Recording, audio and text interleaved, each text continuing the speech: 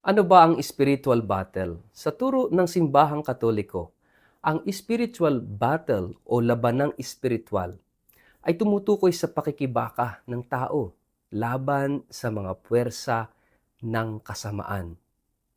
Kabilang ang mga tukso mula sa dyablo, sa mundo, at sa sariling kahinaan. Itinuturing itong isang spiritual na digmaan dahil hindi ito pisikal na laban kundi labanan ng espiritu, kalooban at pananampalataya. May mga mahalagang aspeto ng spiritual battle na dapat nating maunawaan.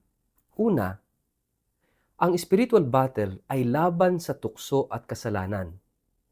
Ayon sa simbahang Katoliko, ang bawat Kristiyano ay tinatawag upang lumaban sa kasalanan.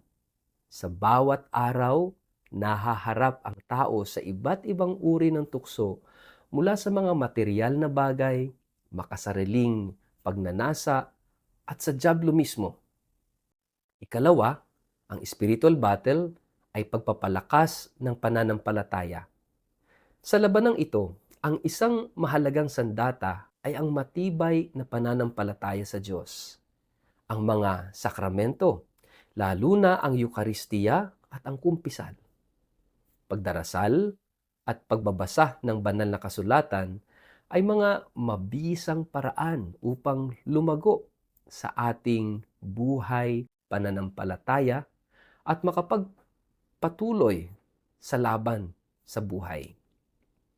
Ikatlo, ang spiritual battle ay pagpapakabanal sa kabila ng mga pagsubok. Ang spiritual battle ay isang paraan upang lumago sa kabanalan. Sa pagharap sa mga pagsubok, natututo ang isang tao na magpakumbaba, magtiwala sa Diyos, at sundin ang kanyang kalooban. Ikaapat, ang spiritual battle ay paggamit ng sandatang espiritual.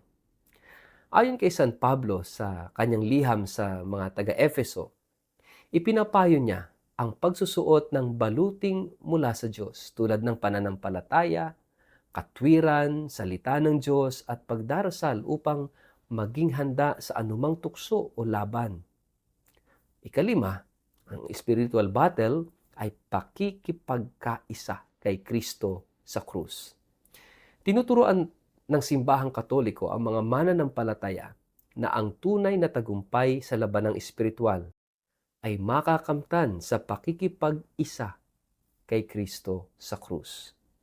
Sa pamamagitan ng pagsunod at pagsasakripisyo, nagiging kabahagi tayo ng tagumpay ni Kristo laban sa kasamaan.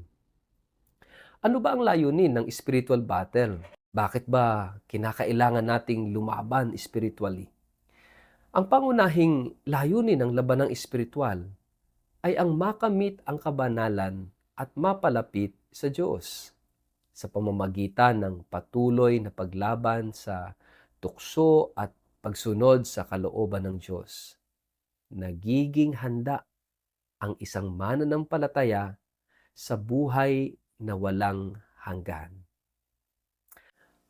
Nais kong magbigay ng ilang mga praktikal na gawain sa pagharap natin sa spiritual battle. Una, napakahalaga ng regular na pagdalo sa banal na misa at pagtanggap ng Eukaristiya. Yung pagdarasal ng Santo Rosario ay isa ring mahalagang gawain at ang pagsasagawa ng eksamen o pagsusuri ng konsensya. Ganon din yung mga pagsasakripisyo at paggawa ng mga mabuting gawa para sa kapwa o works of mercy. Yung paghingi ng tulong sa mga banal at sa mga anghel, lalo na kay San Miguel Arcangel na kilalang tagapagtanggol laban sa dyablo.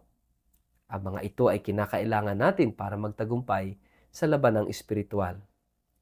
Ang spiritual battle ay isang bahagi ng paglalakbay ng bawat Kristiyano tungo sa mas mataas na antas ng pananampalataya at pagmamahal sa Diyos. Kaya nga mga kapatid, tayong lahat palaging nasa digmaan, pero huwag tayong mag-alala. Nandyan ang Diyos, nandyan ang mga banal, nandyan ang mga anghel.